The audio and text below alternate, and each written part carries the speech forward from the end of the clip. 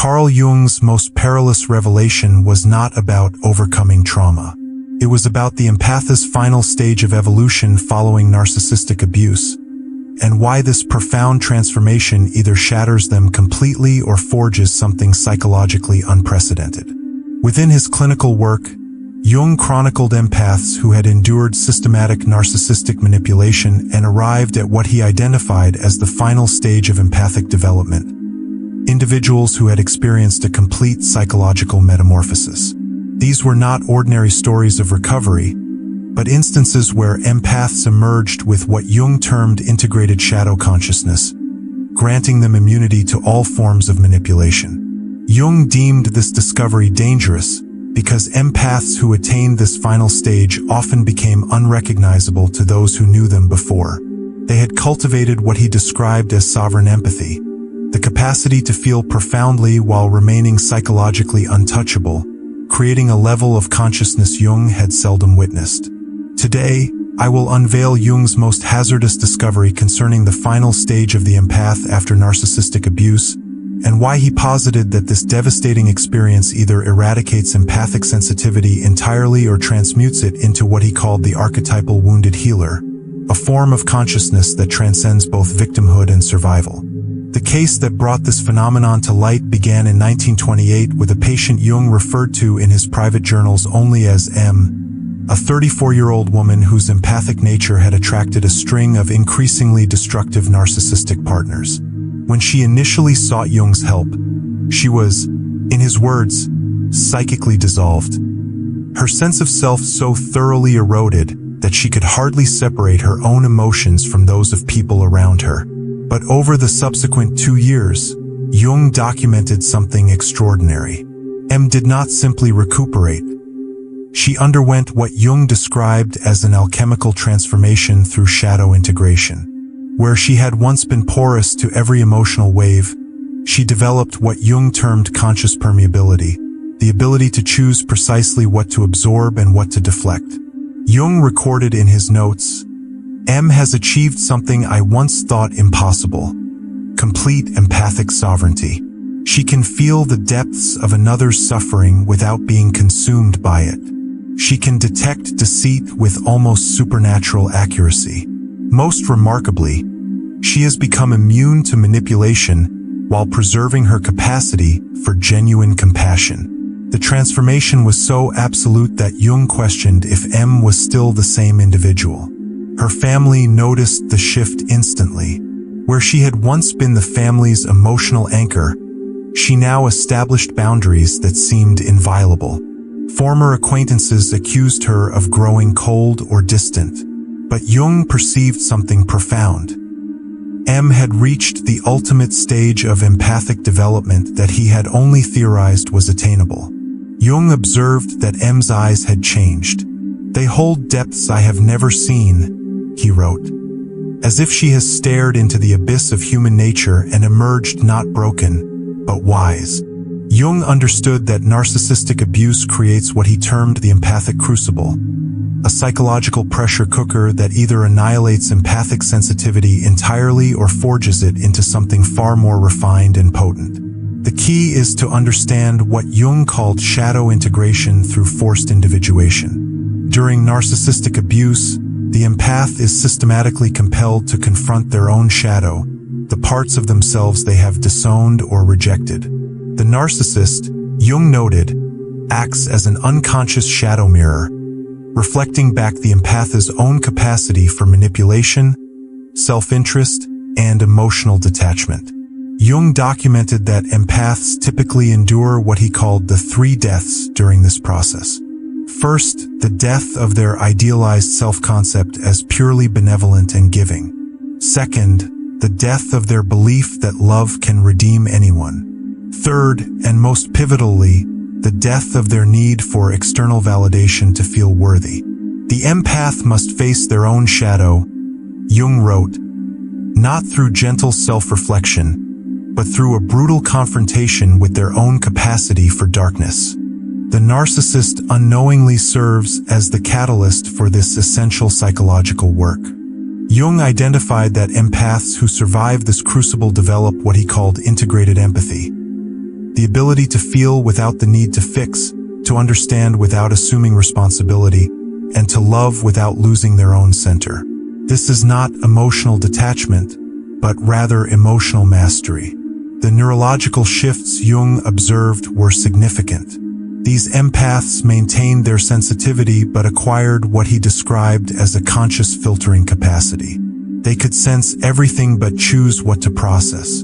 Jung noted this was similar to the abilities of advanced meditation masters, but attained through trauma rather than spiritual discipline. Jung wrote, "The narcissist, in their unconscious role as a shadow teacher, forces the empath to develop psychological muscles they never knew they had." But Jung discovered something that deeply troubled him about empaths who reached this final stage. They often became isolated, not by their own choosing, but out of necessity.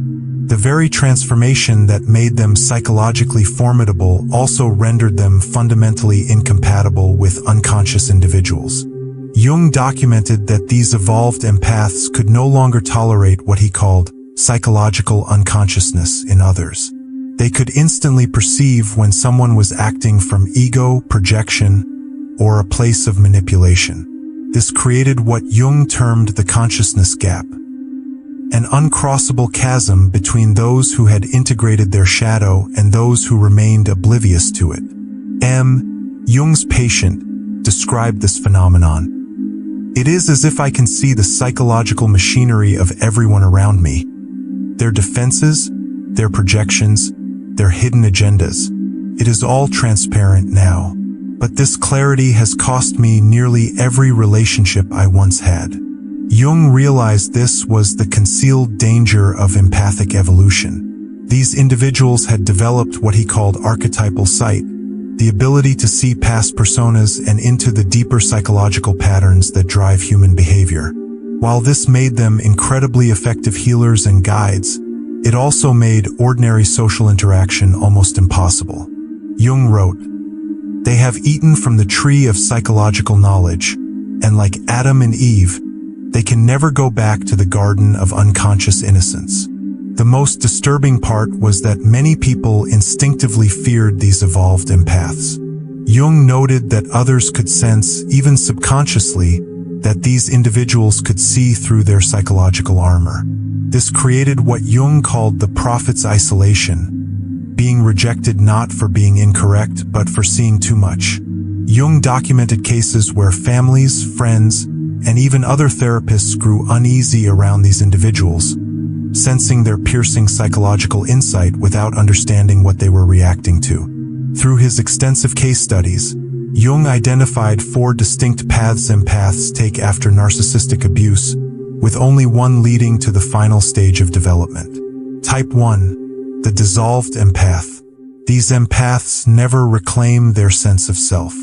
Jung observed they become psychic ghosts, present but not truly living.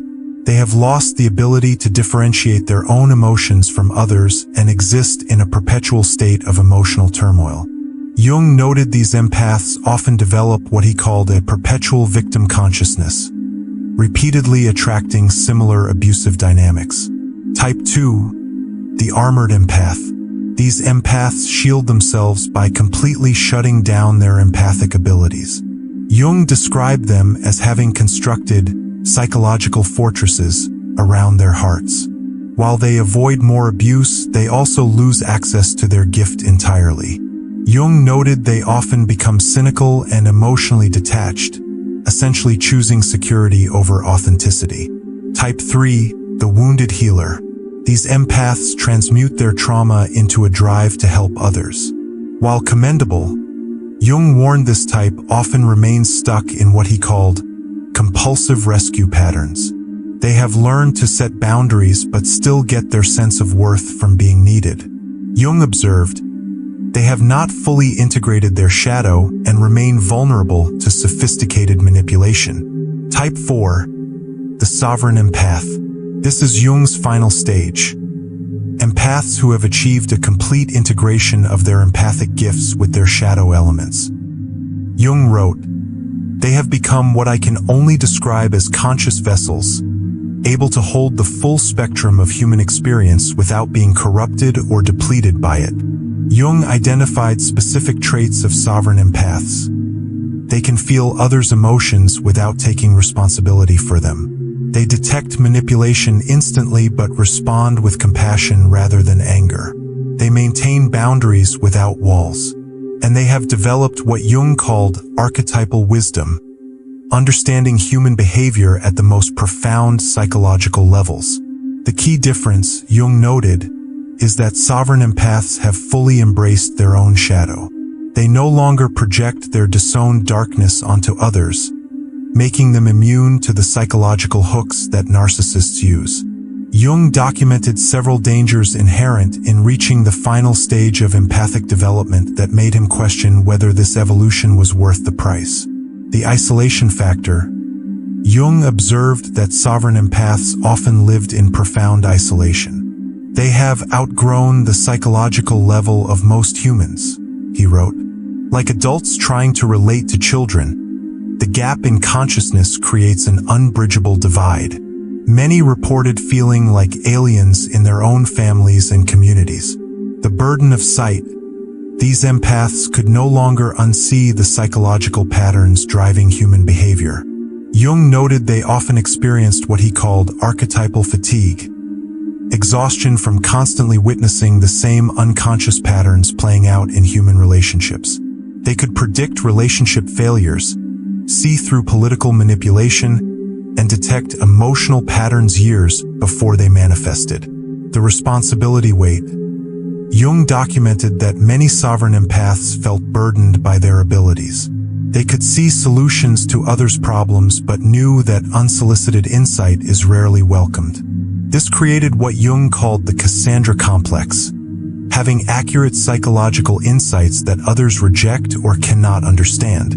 The authenticity demand. Perhaps most challenging, Jung observed that these empaths could no longer tolerate inauthenticity in themselves or others. They had become what he called truth sensors, immediately detecting when someone was being false or manipulative. This made maintaining social relationships extremely difficult. Jung wrote, "They have achieved psychological mastery, but at the cost of normal human connection. They have become bridges between the conscious and unconscious realms, but bridges are walked upon, not embraced." The most dangerous aspect Jung identified was what he called archetypal possession. Some empaths became so identified with their role as healers or truth-tellers that they lost touch with their own humanity. Jung developed what he called the shadow integration protocol, specifically for empaths recovering from narcissistic abuse. This was not traditional therapy, but what he described as psychological alchemy, transforming the lead of trauma into the gold of wisdom. Stage 1. Shadow acknowledgement. Jung insisted empaths must first acknowledge their own capacity for manipulation, selfishness, and cruelty.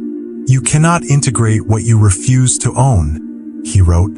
This involves recognizing how their empathic gifts may have been used to control others, how their victimhood may have been weaponized, and how their goodness may have been a mask for deeper psychological needs.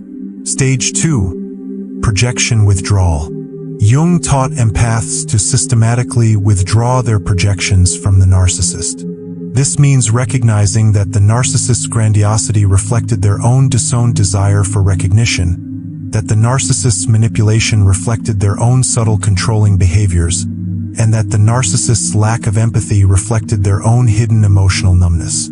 Stage 3. Boundary alchemy. Rather than building walls, Jung taught what he called conscious permeability, the ability to choose, moment by moment, what to absorb and what to deflect. This involves developing what Jung termed empathic discernment, feeling without fixing, understanding without rescuing, and loving without losing oneself. Stage 4. Archetypal alignment. Jung believed the final stage involved aligning with what he called the wounded healer archetype, accepting that their suffering had prepared them for a specific role in the collective unconscious. This is not about becoming a professional healer, but about embodying the integration of wisdom and compassion that Jung believed was essential for human evolution.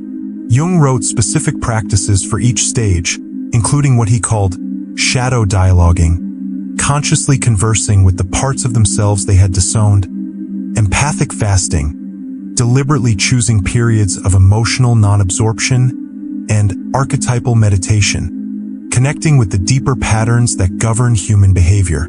The key insight Jung emphasized was that empaths must stop trying to return to who they were before the abuse. The chrysalis cannot become a caterpillar again, he wrote. The goal is not recovery, but metamorphosis. Jung studied historical figures to understand what determined whether empathic individuals achieved sovereign consciousness or were destroyed by their sensitivity. His analysis revealed patterns that applied directly to modern narcissistic abuse recovery. Success pattern. Carl Jung himself. Jung revealed in his private writings that his own psychological theories emerged from surviving what he called psychological persecution by authority figures who tried to manipulate his empathic nature. Jung wrote, "My tormentors unknowingly became my greatest teachers, forcing me to develop the psychological tools that would become my life's work." Jung achieved sovereign empathy by refusing to become bitter, by studying his tormentors as psychological specimens rather than personal enemies, and by transforming his insights into service for others. His method became the template for empathic integration. Success pattern. Historically documented cases.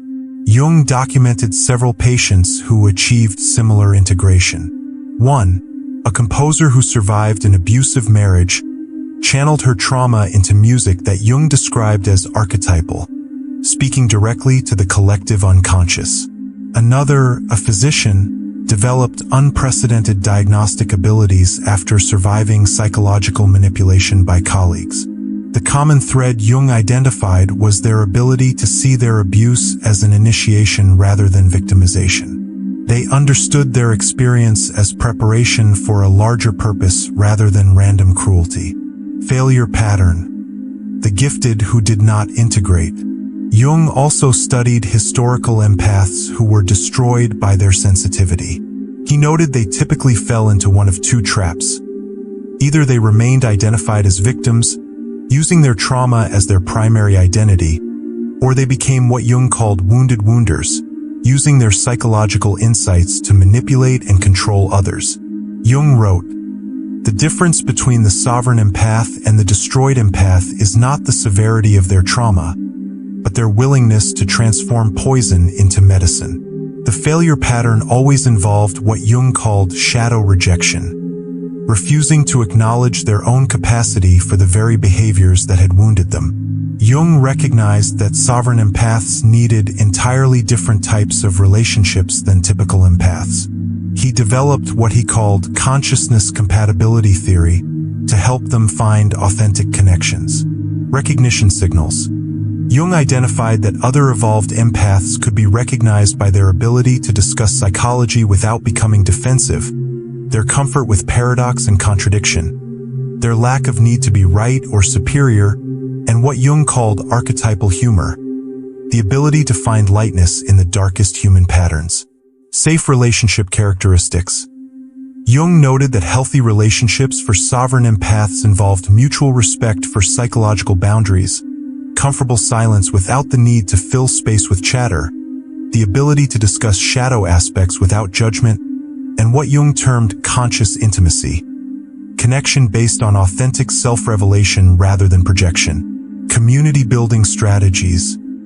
Jung recommended that sovereign empaths seek others who had undergone similar transformative experiences, not necessarily narcissistic abuse, but any experience that forced rapid psychological evolution. He noted that trauma survivors, spiritual seekers who had faced their shadow, and individuals who had survived major life transitions often made compatible companions.